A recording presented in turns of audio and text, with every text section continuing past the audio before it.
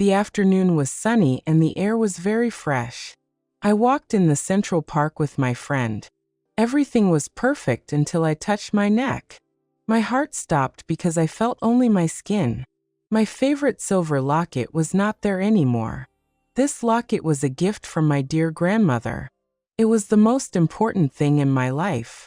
I looked at the ground with panic in my eyes. A man in a brown jacket saw my worried face. His name was Oscar and he worked in this park.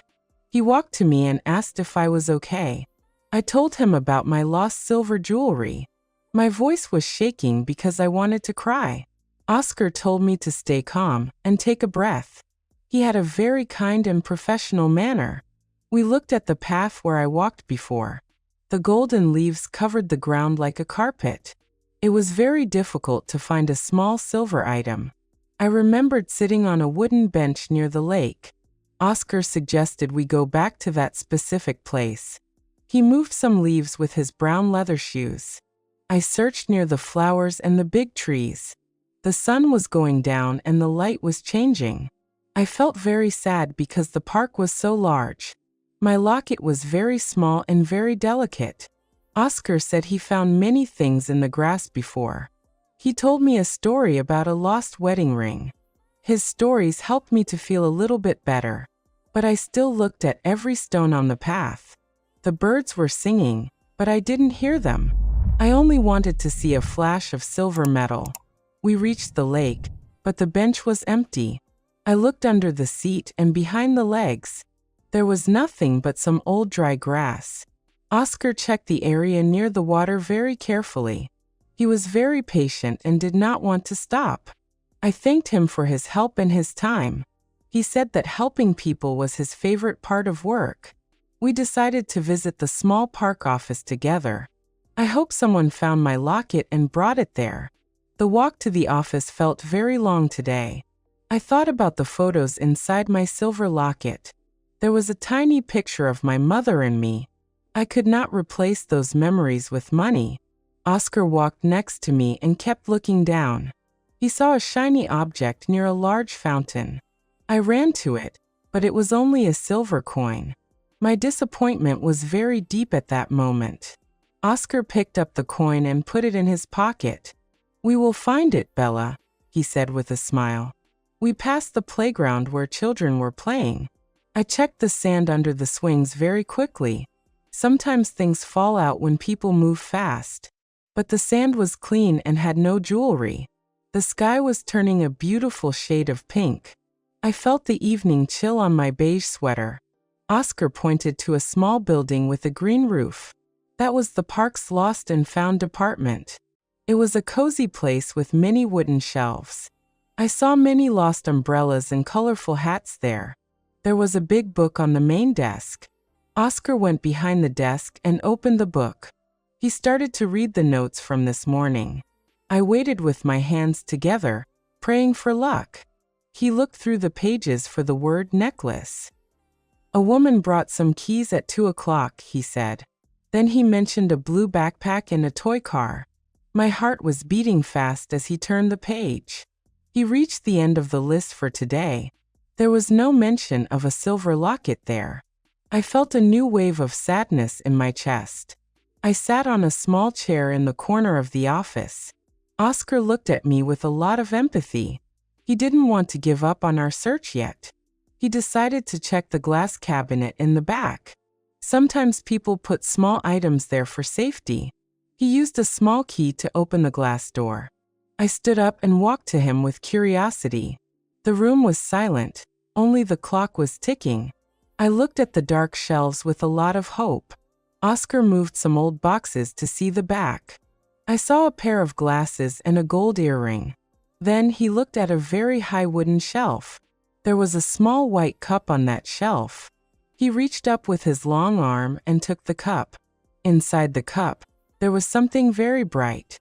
He took it out and my eyes became very wide.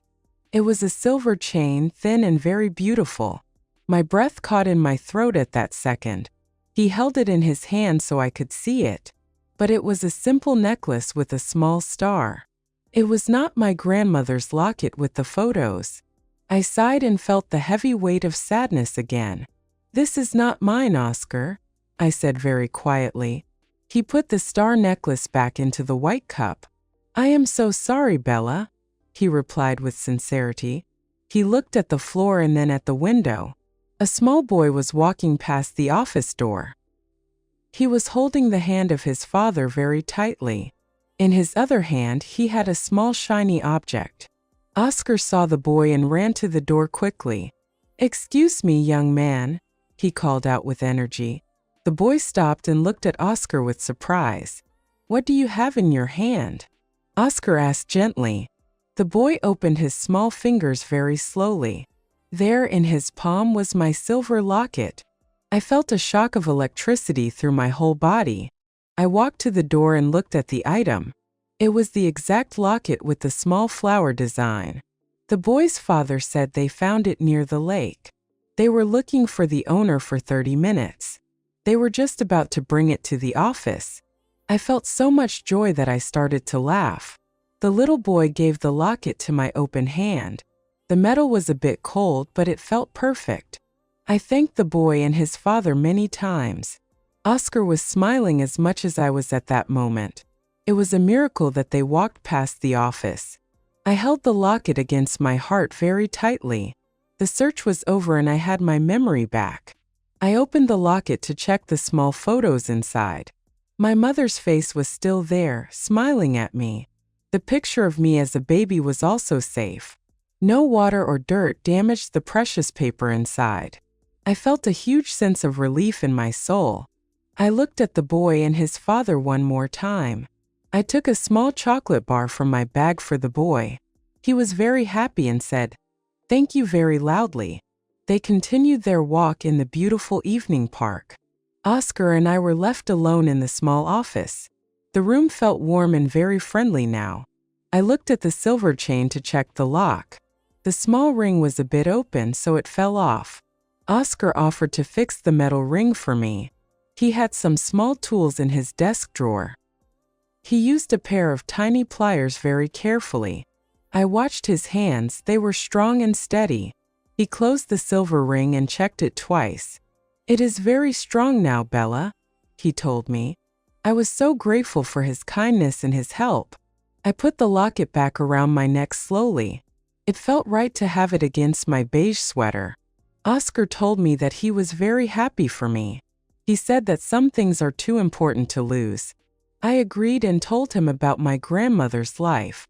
We talked for a few minutes about family and history. The office was full of shadows from the setting sun. I felt like I found a new friend in this park. Oscar was not just a worker. He was a good person. He asked if I wanted some tea before I went home. I accepted because I wanted to stay a bit longer. The tea was warm and tasted like fresh forest herbs. We sat and watched the park through the big window. The lights of the city started to shine far away. The lost item brought me to this peaceful moment. I learned that people are often very honest and kind. The little boy was a small hero in my story today, and Oscar was the person who helped me stay brave. I felt very lucky to be in this place tonight. My silver locket was back where it belonged. I finished my tea and stood up to leave the office. The evening was dark, but the park was very safe. Oscar walked with me to the main park entrance. We saw the tall trees against the purple sky. The air was cold, but my heart felt very warm. I touched my locket every few minutes to be sure. It was firmly on my neck thanks to Oscar's work. We passed the fountain where we saw the silver coin. I laughed and told Oscar I would never forget that. He laughed too and said it was a good distraction. We reached the big gate with the iron ornaments. I stopped and looked at Oscar with a lot of gratitude. "Thank you for everything you did today," I said. He shook my hand and his grip was very firm. "It was my pleasure to help you, Bella," he replied. He told me to come back to the park again soon. He said the flowers would be beautiful in the spring. I promised to visit and bring him some cookies. I walked out of the gate and towards the bus stop. I looked back and saw Oscar waving his hand at me. The bus arrived and I found a seat near the window. I saw the park disappearing as the bus started to move. My adventure today was very emotional and very long. I thought about how easy it is to lose something precious, but I also thought about how beautiful it is to find it. I reached my house and opened the door with my keys. My apartment was quiet and smelled like lavender. I went to the mirror and looked at the silver locket. It was shining under the bright light of the hallway. I took it off and put it on my nightstand carefully. I wanted to keep it safe for the rest of the night. I sat on my bed and wrote in my personal diary. I wrote about the boy, the park, and Oscar's kindness. These were new memories to add to the old ones. Life has a strange way of bringing people together. A lost item can lead to a very beautiful discovery. I felt more connected to my city and its people. I was tired, but I had a very big smile on my face. Tomorrow I will be more careful with my jewelry. But tonight, I am just happy that everything is okay. I woke up the next morning feeling very energetic. The first thing I did was check the silver locket. It was there, resting on the wooden nightstand. I put it on and felt the cool metal on my skin. I decided to go to a professional jeweler today. I wanted to make the chain even stronger and safer. I walked to a small shop in the city center. The jeweler was an old man with very thick glasses. He looked at my locket and smiled at the design. "This is a very old and beautiful piece," he said. He worked on the chain for 20 minutes in the back. When he returned, the necklace was perfect and bright. I paid him and walked back into the sunny street. I felt a sense of peace about my grandmother's gift. I decided to go back to the park to find Oscar. I bought a box of fresh lemon cookies from a bakery. The park looked different in the bright morning light. I walked directly to the small office with the green roof. Oscar was there, organizing some papers on his desk. He saw me and his face became very bright with a smile. "Bella, you are back so soon," he exclaimed. I gave him the box of cookies as a small thank you. We sat outside on a bench and shared the cookies. The lemon taste was sweet and a little bit sour. We talked about the park and the birds in the trees. I showed him the strong new chain on my necklace. He was happy to see that I was being more careful. We spent an hour talking like two old friends. I realized that losing my locket was a gift in disguise. It gave me a chance to meet a wonderful person. Sometimes we lose things to find something even better. I felt a deep connection to the park and its history. The sun was high and the sky was a perfect blue. I said goodbye to Oscar and started my walk home. I touched the locket and felt the photos inside. My grandmother would be happy that her gift brought joy. I am Bella, and I will always keep my memories safe. My silver locket is a part of me now and forever. The story of the lost item ended with a new friendship. I am ready for whatever adventures the future brings. Tell me why you want to learn English. The 3 most interesting comments will get 10 English lessons absolutely free.